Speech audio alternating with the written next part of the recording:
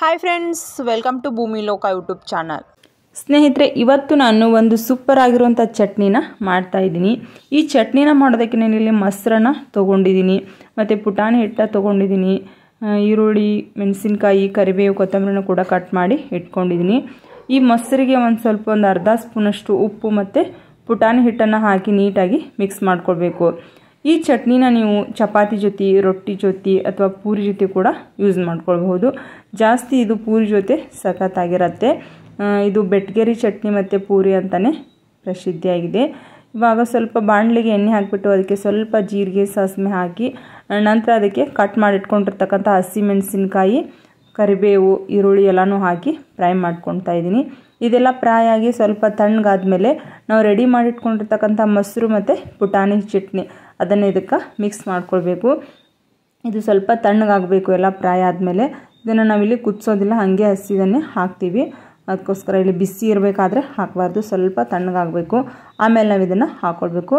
ಸ್ವಲ್ಪ ಅರಿಶಿನ ಮತ್ತು ಸ್ವಲ್ಪ ಸಕ್ಕರೆನೂ ಕೂಡ ಇದಕ್ಕೆ ಹಾಕ್ಕೊಳ್ಬೇಕು. ಸಕ್ಕರೆ ಸ್ವಲ್ಪ ಜಾಸ್ತಿ ಆದರೆ ಭಾಳ ಸ್ವೀಟ್ ಆಗುತ್ತೆ. ಕೆಲವರು ಸಕ್ಕರೆ ಜಾಸ್ತಿ ಹಾಕಿ ಮಾಡ್ತಾರೆ. ನಿಮ್ಮ ಒಂದು ಟೇಸ್ಟಿಗೆ ತಕ್ಕಾದಾಗೆ ನೀವು ಸಕ್ಕರೆನ ಯೂಸ್ ಮಾಡ್ಕೊಳ್ಬೇಕು. ನಾನು ಸ್ವಲ್ಪ ಸಕ್ಕರೆನ ಹಾಕ್ಕೊಂಡಿದ್ದೀನಿ. ಇವಾಗಿದು ಫ್ರೈ ಆಯಿತು. ಇದನ್ನು ನಾವು ತಣ್ಣಗಾಗೋದಕ್ಕೆ ಒಂದು ಸೈಡಲ್ಲಿ ಎತ್ತಿ ಇಡಬೇಕು. ಆಮೇಲೆ ನಾವಿಲ್ಲಿ ರೆಡಿ ಮಾಡ್ಕೊಂಡಿರ್ತಕ್ಕಂಥ ಪುಟಾಣಿ ಮತ್ತು ಮೊಸರೇನು ಮಿಕ್ಸ್ ಮಾಡ್ಕೊಂಡಿದ್ವಲ್ಲ ಅದನ್ನು ಇದಕ್ಕೆ ಹಾಕ್ಕೊಳ್ಬೇಕು. ಫ್ರೆಶ್ ಆಗಿರುವಂಥ ಮೊಸರನ್ನ ತೊಗೊಂಡ್ರೆ ಟೇಸ್ಟು ಚೆನ್ನಾಗಿ ಬರ್ತೈತಿ. ಅಷ್ಟೊಂದು ಹುಳಿ ಇರ್ತಕ್ಕಂಥ ಮೊಸರನ್ನ ತೊಗೊಳ್ಬಾರ್ದು. ಫ್ರೆಶ್ ಮೊಸರಿಗೆ, ಗಟ್ಟಿ ಮೊಸರಿಗೆ ಸ್ವಲ್ಪ ಪುಟಾಣಿ ಹಿಟ್ಟು ಮತ್ತು ಹಾಕಿ ನೀವು ಮಿಕ್ಸ್ ಮಾಡ್ಕೊಳ್ಬೇಕು. ಇದಕ್ಕೆ ನೀವು ಗಟ್ಟಿ ಇದ್ದರೆ ಇನ್ನೂ ಸ್ವಲ್ಪ ನೀರನ್ನು ಹಾಕಿ ಆ್ಯಡ್ ಮಾಡಿಕೊಂಡು ಇದನ್ನು ಚಟ್ನಿ ಥರ ಮಾಡ್ಕೊಳ್ಬೇಕು. ಚಪಾತಿ ಜೊತೆನೂ ಇದು ಟೇಸ್ಟಿಯಾಗಿರ್ತೈತಿ.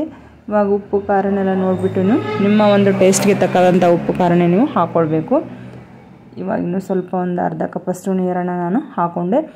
ಫೈನಲಾಗಿ ಇನ್ನೂ ಸ್ವಲ್ಪ ಮೇಲ್ಗಡೆ ಕೊತ್ತಂಬರಿ ಸೊಪ್ಪನ್ನ ಹಾಕ್ಕೊಂಡ್ರೆ ನಿಮಗೆ ಬೆಟ್ಗೇರಿ ಚಟ್ನಿ ರೆಡಿ ಆಗುತ್ತೆ. ಇದ್ರ ಜೊತೆಗೆ ನೀವು ಪೂರಿನ ಕೂಡ ಮಾಡ್ಕೊಳ್ಬೋದು. ನಾನಿಲ್ಲಿ ಪೂರಿ ಮಾಡೋದಕ್ಕೆ ಹಿಟ್ಟನ್ನ ರೆಡಿ ಮಾಡಿ ಇಟ್ಕೊಂಡಿದ್ದೀನಿ. ಸ್ವಲ್ಪ ಸಕ್ಕರೆನ ನಾನು ಇದಕ್ಕೆ ಆ್ಯಡ್ ಮಾಡ್ಕೊಂಡು ಇದು ಪೂರ್ತಿಯಾಗಿ ಕರಗಬೇಕು. ಅಲ್ಲಿವರೆಗೂ ನಾವು ಒಂದು ಸೈಡಲ್ಲಿ ಇದನ್ನು ಎತ್ತಿ ಇಟ್ಕೊಳ್ಬೇಕು. ಇವಾಗ ನಾನು ಪೂರಿನ ಕೂಡ ಮಾಡ್ಕೊಳ್ತಾ ಇದ್ದೀನಿ. ಸ್ವಲ್ಪ ದೊಡ್ಡದಾಗಿರುವಂಥ ಒಂದು ಪೂರಿನ ಮಾಡಿ ಅದರಿಂದ ಕಟ್ಟರಿಂದ ನಾನು ಕಟ್ ಮಾಡಿ ಒಂದು ಮೇಲೆ ಒಂದು 4 ಆಗೋ ಥರ ಮಾಡ್ಕೊಂಡಿದ್ದೀನಿ. ಸ್ವಲ್ಪ ಫಾಸ್ಟ್ ಆಗ್ತೈತೆ ಅಂಥೇಳಿ ಈ ಥರ ಮಾಡ್ಕೊಂಡಿದ್ದೀನಿ. ಚಿಕ್ಕ ಮಕ್ಕಳಿಗೆಲ್ಲ ಈ ಥರ ರೌಂಡಲ್ಲಿ ಆದರೆ ಭಾಳ ಇಷ್ಟಪಟ್ಟು ತಿಂತಾರೆ. ಮತ್ತು ಮಾಡೋದಕ್ಕೂ ಫಾಸ್ಟ್ ಆಗ್ತೈತಿ. ಸ್ವಲ್ಪ ಚಿಕ್ಕ ಸೈಜ್ ಆಗುತ್ತೆ, ಅಷ್ಟು ದೊಡ್ಡ ಸೈಜ್ ಆಗಲಿಲ್ಲ. ಇವಾಗ ರೆಡಿ ಆಯಿತು ನೋಡಿ. ಪೂರಿ ಮಾಡೋದಕ್ಕೆ ನಾನಿಲ್ಲಿ ಆಯಿಲ್ನ ಕೂಡ ಬಿಸಿ ಮಾಡಿ ಇಟ್ಕೊಂಡಿದ್ದೀನಿ. ಇದು ರೌಂಡಲ್ಲಿ ಭಾಳ ನೀಟಾಗಿ ಬಂತು. ಪಾನಿಪುರಿ ಥರ ಆಯಿತು, ಅಷ್ಟೊಂದು ನೀಟಾಗಿ ಉಬ್ಕೊಳ್ತು. ಇವಾಗ ನಮ್ಮ ಪೂರಿ ರೆಡಿ ಆಯಿತು. ಪೂರಿ ಮತ್ತು ಬೆಟ್ಗೇರಿ ಚಟ್ನಿ ಬೆಳಗಿನ ನಾಷ್ಟಾಗೆ ಸಖತ್ತಾಗಿರುತ್ತೆ. ನೋಡಿ ಎಷ್ಟು ನೀಟಾಗಿ ಬಂತು ಪೂರಿ ಅಂತ. ಇದಕ್ಕೆ ನಾನು ಜಾಸ್ತಿ ಮೈದಾ ಹಿಟ್ಟನ್ನ ಕೂಡ ಹಾಕಿಲ್ಲ. ಒಂದು 2-3 ಸ್ಪೂನ್ ಅಷ್ಟೇ ಮೈದಾ ಹಿಟ್ಟು ಹಾಕಿರೋದು. ಉಳಿದಿರೋದೆಲ್ಲ ಗೋಧಿ ಹಿಟ್ಟನ್ನೇ ನಾನು ಜಾಸ್ತಿ ಹಾಕಿರೋದು. ಮೈದಾ ಆದರೆ ಅಷ್ಟು ಡೈಜೆಷನ್ ಆಗೋದಿಲ್ಲ ಅಂತ ಹೇಳ್ಬಿಟ್ಟು ನಾನು ಜಾಸ್ತಿ ಗೋಧಿ ಹಿಟ್ಟನ್ನೇ ಯೂಸ್ ಮಾಡ್ತೀನಿ. ಇವಾಗ ನಮ್ಮ ಪೂರಿ ರೆಡಿ ಆಯಿತು. ಫ್ರೆಂಡ್ಸ್, ಈ ವಿಡಿಯೋ ನಿಮಗೆ ಇಷ್ಟವಾದರೆ ಲೈಕ್ ಮಾಡಿ, ಶೇರ್ ಮಾಡಿ, ಕಮೆಂಟ್ ಮಾಡಿ.